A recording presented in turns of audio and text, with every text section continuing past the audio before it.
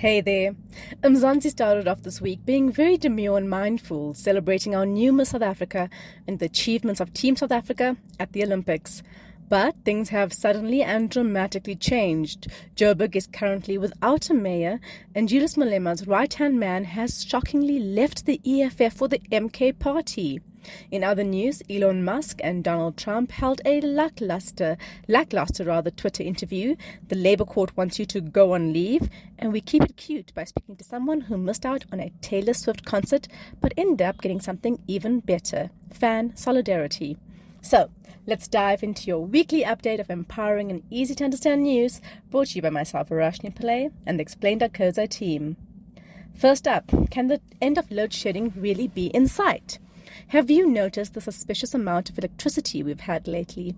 It's been 139 days and counting of no load shedding, although some areas may experience load reduction from time to time.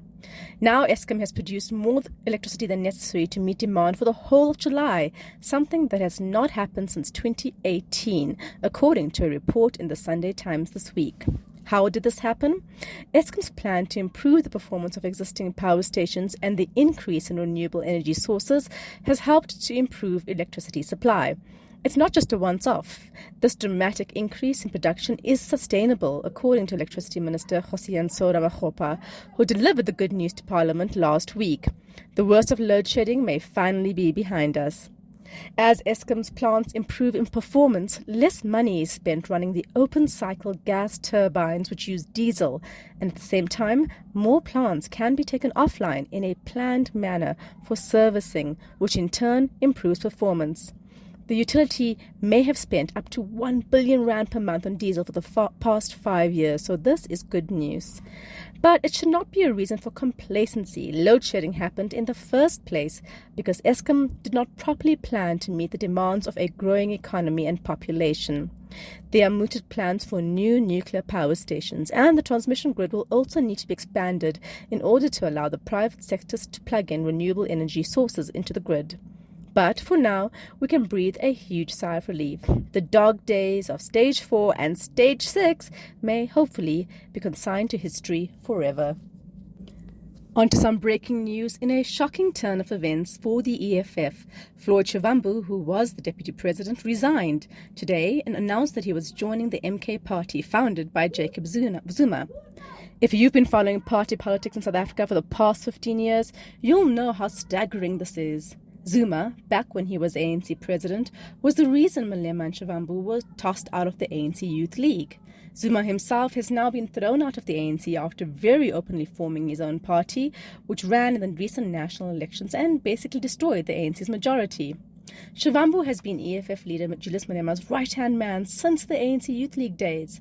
The party saw a shock drop in support to 9.52% in this year's election. Former ANC President Jacob Zuma's breakaway MK faction single-handedly changed the political landscape with 14.58% of the votes, pushing the ANC below its majority for the first time and effectively stealing the EFF's position on radical and populist politics. The EFF has long been plagued with a lack of internal democracy, with Malema an authoritarian figure.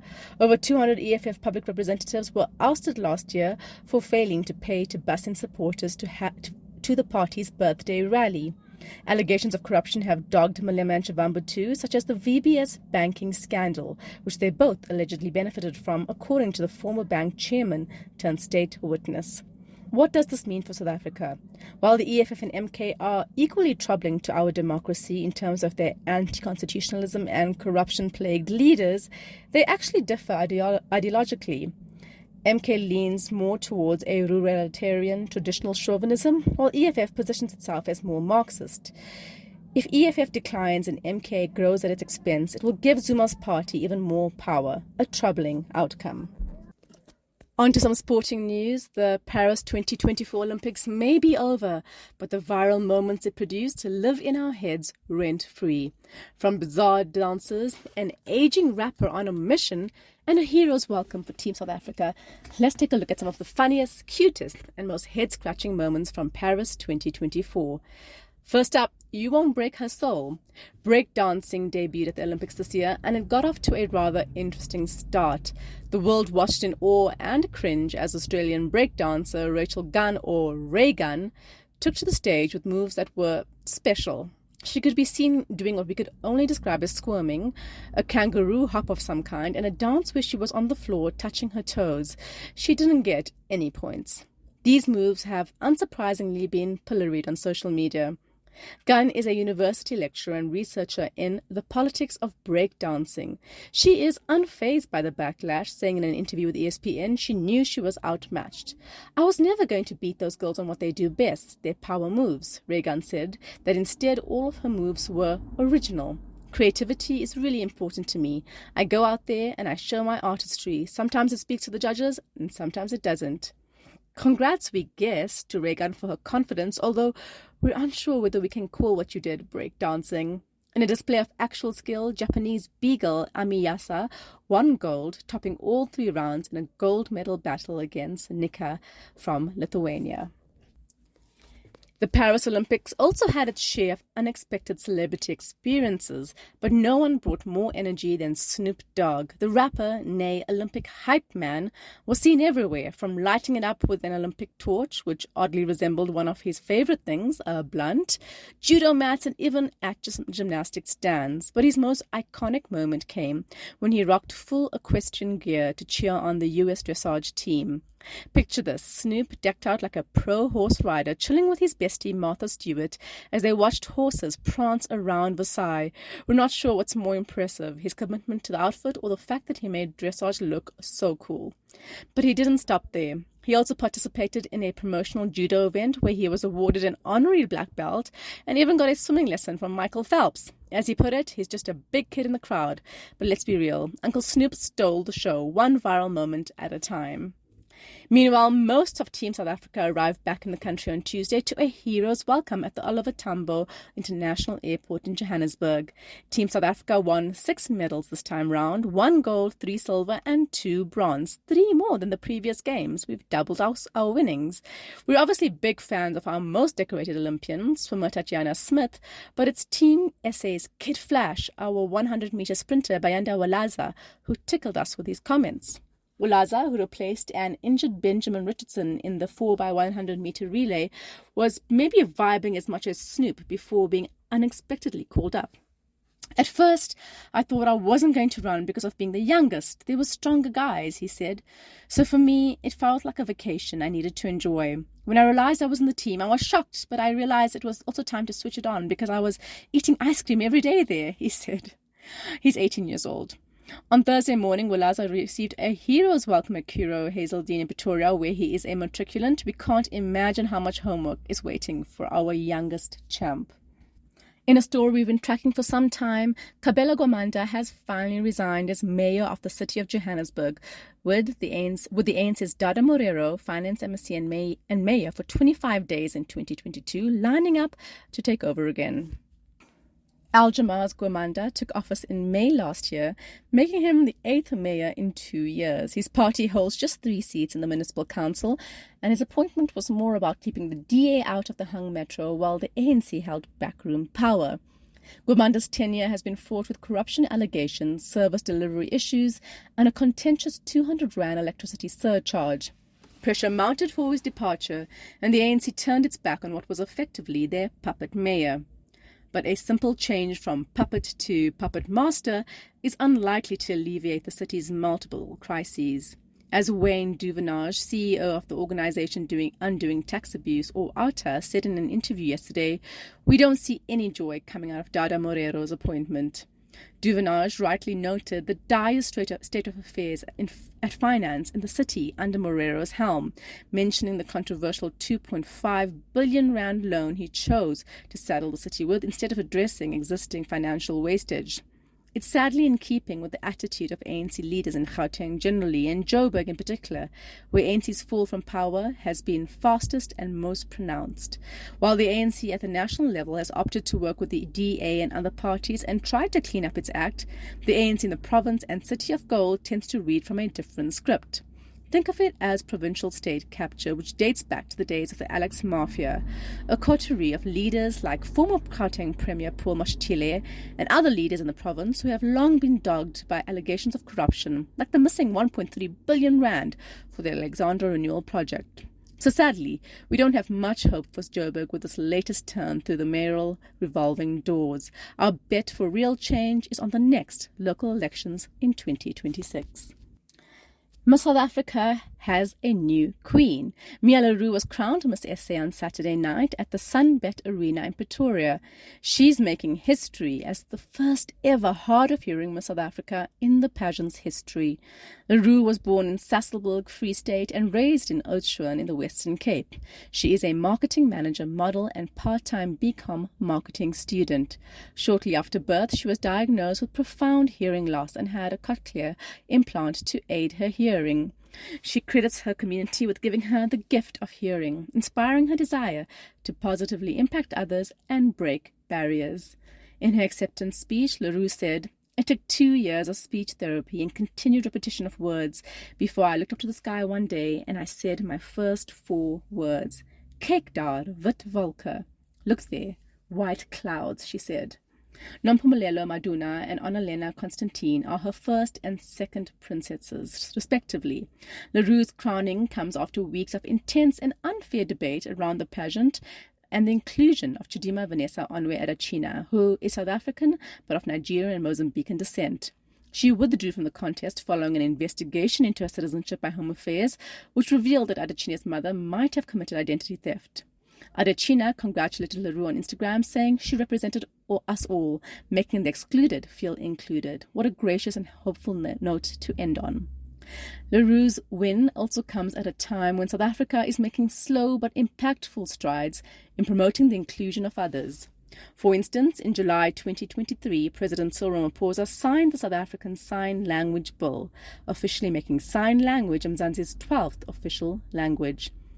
Leroux will represent South Africa at the Miss Universe 2024 pageant, which will be held in Mexico City on the 16th of November. It is widely believed that this will be the first time a deaf contestant competes in the glamorous event. Our money's on Mia.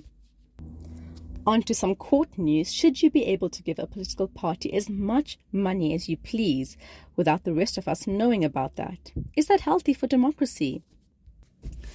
That is the crux of the latest round of court cases this week between My Vote Counts, a civil society organization, and the government over the Electoral Matters Amendment Act. The act was signed into law earlier in 2024, just in time for the national elections, but was challenged by the NGO in court. It could be years before a final ruling, so this particular hearing is a step on the way. The case was based on the amendment's impact on the Political Party Funding Act.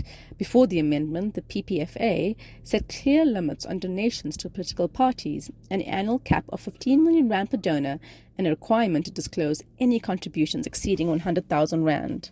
However, many, including My Vote Counts, see the new amendment as a setback. While the law didn't need to be updated, this loophole was snuck in at the same time, allowing political parties to receive undisclosed donations. Naughty! This undermines the democratic process as it opens the door for wealthy individuals or entities to exert undue influence on political decisions without public scrutiny. And as we saw with the state capture investigations, it matters a lot who pays our politicians and how. In May 2024, the court acknowledged the merit of My Vote Counts concerns, noting that secrecy enables corruption, emphasizing that information on private funding must be compulsorily held, but they held off on a final ruling. So now we wait as the judges deliberate. If the court rules in favor of My Vote Counts, it could lead to a reinstatement of the previous donation limits and transparency requirements, reinforcing the public's right to know who funds their leaders. Keep an eye on this one. It really matters. The principle of openness, accountability, and democracy are on trial alongside the legal arguments. In some celebrity news, can the universe give Taylor Swift a break? Last week, 3 of her concerts due to be held in Vienna were cancelled by the Austrian authorities due to a potential terrorist attack. The US warned Austria of a plot by Islamic State sympathizers to kill a large number of people, leading to the concert cancellations and the arrest of 3 men. The trio were allegedly planning a suicide attack that would have potentially killed hundreds. The cancellation follows the horrendous stabbing to death of 3 little girls while attending a Taylor Swift-themed yoga and dance workshop in the UK last month. The killing has sparked off racist Islamophobic riots in several UK cities. We spoke to Bianca Capozorio, who travelled from South Africa with 3 friends to attend the concert. They were dining in the European city when they received news of the cancellation, she told Explain. Initially, we thought it was fake news, she said. It was only after we saw it on Taylor Nation, Swift's official fan club, that we knew it was true.